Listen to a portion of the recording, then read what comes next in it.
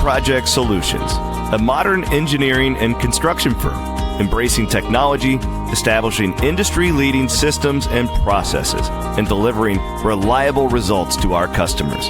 At Keen, we are passionate about inspiring our team and our customers to achieve great things, offering the highest quality services as an industrial contractor to deliver turnkey projects. Our core beliefs drive us forward. Protect people, build relationships, drive innovation, and focus on end goals, bringing our customers' desired results to life. See how Keen can work for you at Think Different, thinkkeen.com. He's the prime cut passer from behind the meat counter. It's Fairway Frank. And introducing a 6'3" center who's a cut above the rest. Say hello to Audie Crooks. Hey, what's up, guys? Connor Ferguson here with Rob Gray. We are doing our NCAA Women's Tournament preview show for the Cyclones here for Cyclone Fanatic. Real quick, before we hop into previewing Princeton and the rest of the field and the draw Iowa State got, I want to give a shout out to Fairway Meat and Grocery. Cyclone Fanatic thanks Fairway Meat and Grocery for its continued support of our coverage of Iowa State athletics. Grilling season is fast approaching. There's no better place to load up on quality meats than your local Fairway. Thanks to Fairway Meat and Grocery, a longtime partner of Cyclone Fanatic. Rob, we're really close to grilling season. I mean, the weather's, I think it's 58 outside or something. Feels a little cold, but we're getting there. 70s today, bud. Is it going to be in the 70s? Or I was outside. And look, it changed. It feels pretty good outside. No, it's going up. We're there now. I've done some grilling already, to be honest. Yeah. We might need to update the ads again before we do any more. No, but Iowa State draws Princeton in the first four. Tommy and I are going on our annual vacation together. That's what we call it. But, you got the Big 12 mug too, Rob. And my kids use up we got 8 or 9 stainless steel mugs, and they all end up, dispersed all over the place. So I'm relegated to the cheap ass. No, did I say that? I'm relegated to the wonderful gift I received from the Big 12 for my water here. But my boyfriend has a Starbucks one. I'm ready for coffee, so I came back with that, and I stomped over everybody in the apartment complex with that nice, clean, white Big 12 mug. But all right, I think we're leaving at like 5 a.m. To go get to South Bend in time for interviews on Tuesday, and then obviously the quick turnaround with the game on Wednesday. But start off with Princeton. Other than having to play a play-in game, which basketball junkies are going to have a different angle of that. I think playing an extra game can benefit you in certain ways.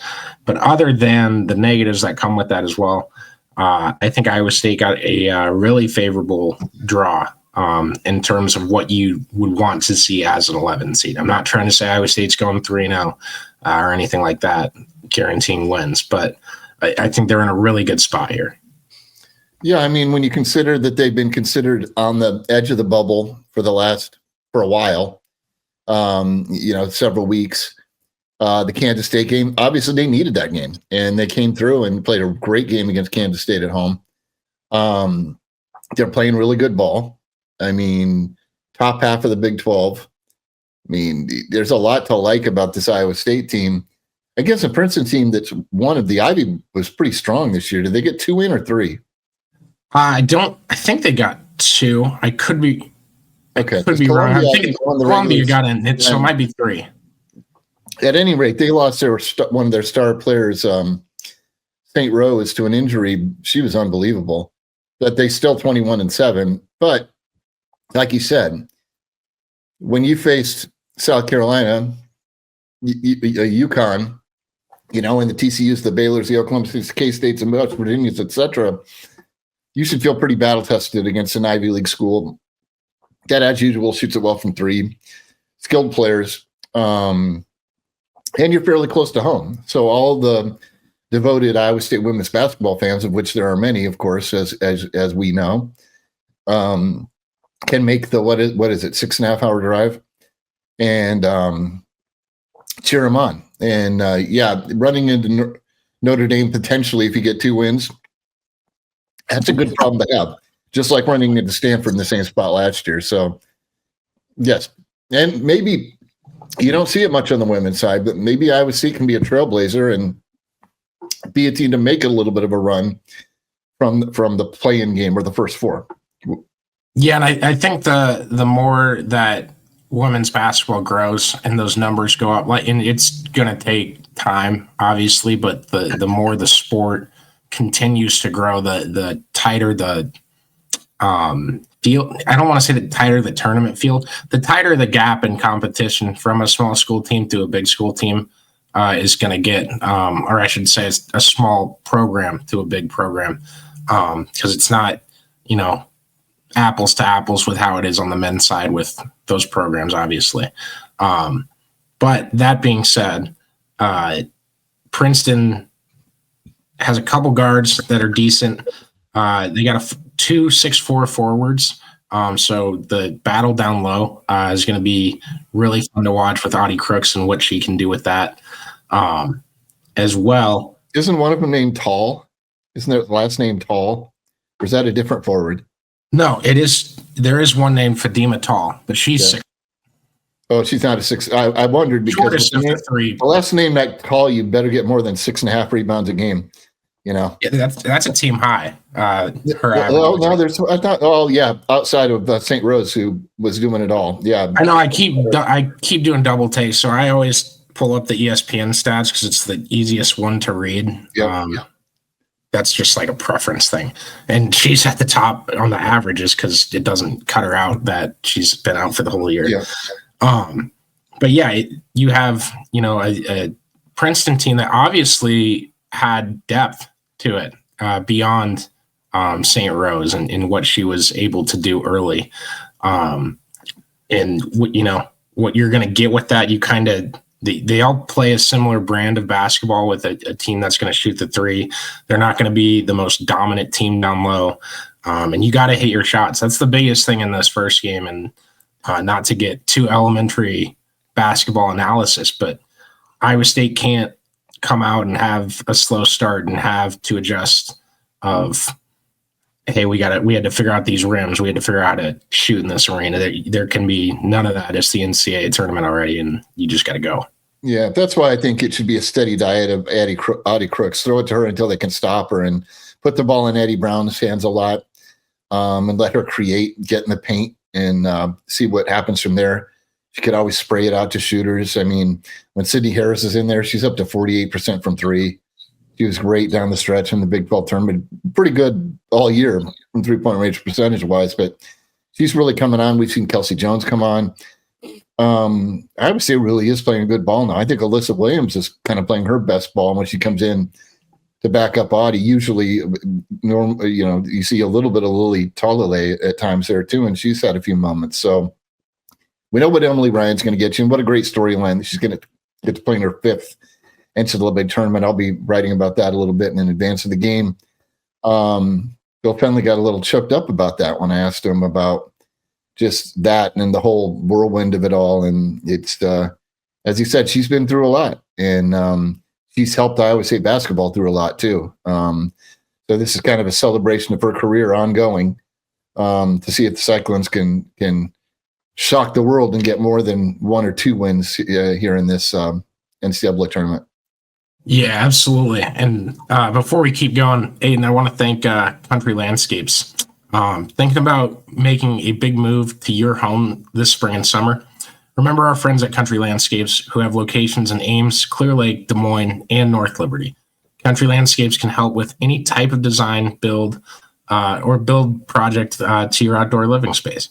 From residential to commercial projects, let our friends at Country Landscapes create a beautiful outdoor space for your home or business. And yeah, like you said, Rob, Emily Ryan has been, it just her career as a story to talk about like a captain. And I had a tweet about Peyton Sanford the other day, and I said, like, he's one hell of a captain. They don't all work out. Emily Ryan is a captain that kept a group together, a surviving group from a previous regime, sort of, and in the way that things transpired and came to a halt when they did, and the fact that she stayed and did what she did here. And the words that Bill Finley has said credited her with the reason of his job still being here, right? Basically saving his job is what he compared it to. It's insane. It's crazy to look back on. She's going to leave a great legacy here at Iowa State. And I think the cool part is, like, here's the chance where she has to leave a bigger one. And the unique part with basketball is it's beyond, winning another Big 12 tournament and how big that would be in the grand scheme of things. There wasn't really that much of an opportunity from, I don't know, middle of January to now. Now's go time. Now's when you have the chance to do that. And it's going to be interesting and exciting to see it. Well, I mean, you look at her timely threes recently. I mean, we went through that stretch in the season where she was hardly shooting, it felt like at times. She was just kind of crawling out of the minutes limitation, at least occasionally.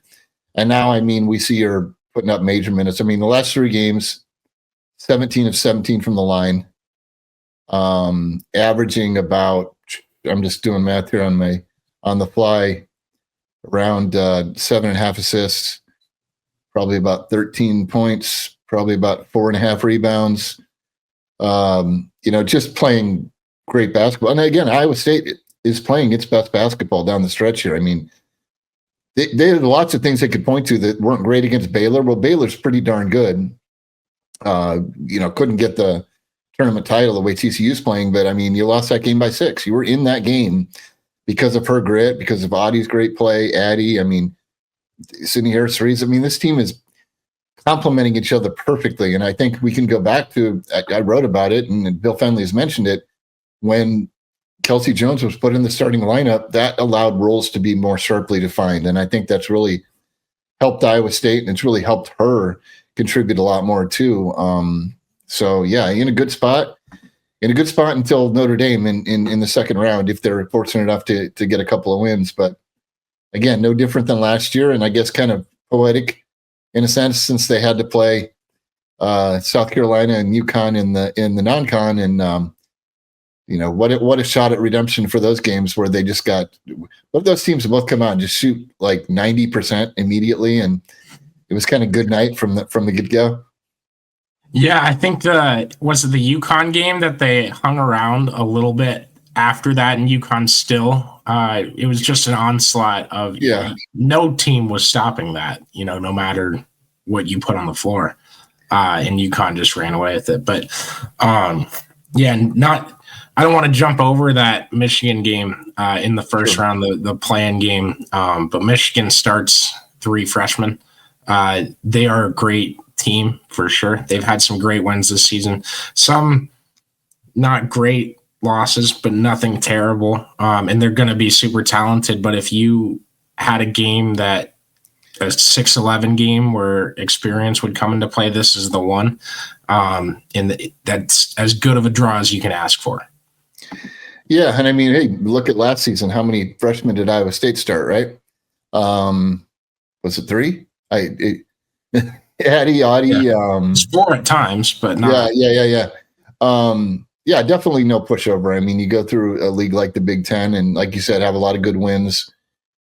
It's going to be a tough. And let's face it, Princeton is going to be no pushover. I mean, you think, oh boy, it's the Ivy League. They lost their top player early in the season, but they've still persevered to win 21 games and get in the tournament, despite not winning the conference tournament, or I believe the regular season title. So, this is very much like last season for Iowa State, with the again, the added drama and storyline of capping off Emily Ryan's remarkable career. But all those freshmen are sophomores now. And some of the complementary pieces they brought in, like Sydney Harrison, are really starting to show up. I mean, she always showed up this year, but consistently. So healthier Iowa State. It's let it rip and see what they can do. I mean, matchup on paper with Notre Dame, if they were to get that far, is not, if you looked at it, it would look like, oh gosh, could it be like those other two against, top 8 teams or whatever. But this team definitely has it in them to win a couple of games and make it interesting against the home team, highly ranked home team in the second round, just like last season. Yeah, and real quick, Rob, I want to thank the great folks at Keen Project Solutions. Cyclone fans looking for a career that challenges and inspires you. Keen Project Solutions is celebrating 10 years of innovation, serving ag, industrial, and commercial customers with pride. We're hiring engineers and project managers who want to do more than just work. They want to make a difference. Be part of a team that values your dedication and turns your expertise into impactful solutions. Visit thinkdifferentthinkkeen.com today to apply. Keen Project Solutions, great people make a great company. But yeah, Rob, exactly like you said, it's going to be a tough game if they get there, but they got to get there first. And you start out with that Princeton team and what happens, but anything can happen in March, and anything can happen on the other side of the bracket. It's not unheard of. I always had that stat in the back of my head that the women's had the first 16 over a 1. And it was 40 years ago? It was like 70 something, right? Yeah. Yeah. I'm not even sure, but yeah, I mean, it's an interesting bracket. I think the Big 12 got a slightly fairer shake than he usually has in recent years.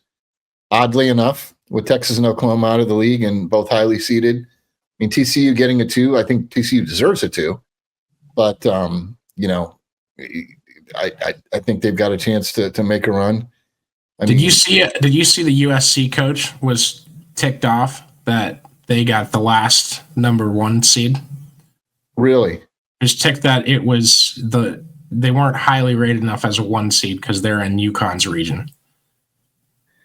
And I understand her thinking, but it really came off as like, I'm kind of scared to play UConn. Why did they do that to me?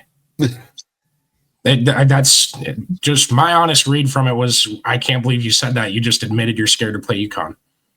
Yeah, I think some coaches just want to complain. I mean, we talked to Bill about the whole idea of being in the playing game, and he's just like, I'm not, he pulled out as usual. This is like Christmas. I mean, you got to appreciate it. Don't take it for granted. What did he say? They're one of, a little more than a dozen teams that have made it. 15 teams who made it. Is it 5 years in a row? 6. Yeah, 6 years in a row. So don't take it for granted. Appreciate it. Now, it's one thing I would say. It's been a long time. I mean, it isn't usually a 1 or 2. So I mean, when you're 1 and 2, there's always that built-in, to borrow a Williams phrase, elitism. That goes with that. But you got a player like Juju Watkins. You got a team as good as that. Whatever. I love it when coaches complain a little bit. It just adds to the fun of it, especially when they're in a rather good position relative to everyone else. So let them complain. And we'll see what happens. But it should be another. Every year we see more and more early round upsets. It will be. The women's game will have taken another step when you get some of those 10, 11, 12 seeds going to the Elite 8, like you see fairly routinely on the men's side.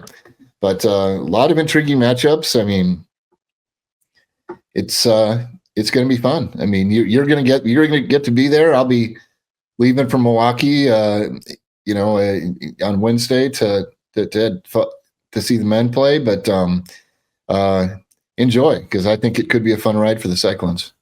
Yeah, and before we wrap this thing up, I want to thank Central States Roofing.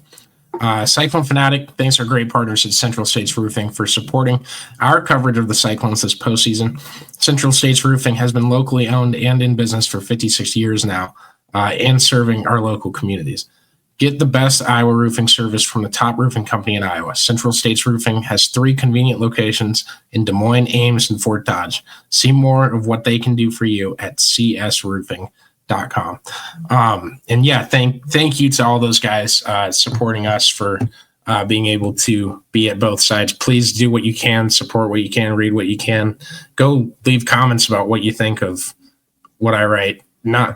Rob's stuff is usually pretty solid anyway, so I want to hear what you think about mine. But I'm not discouraging you of leaving comments on Rob's stories. Rob, you got a look on your face like I am. Pretty solid.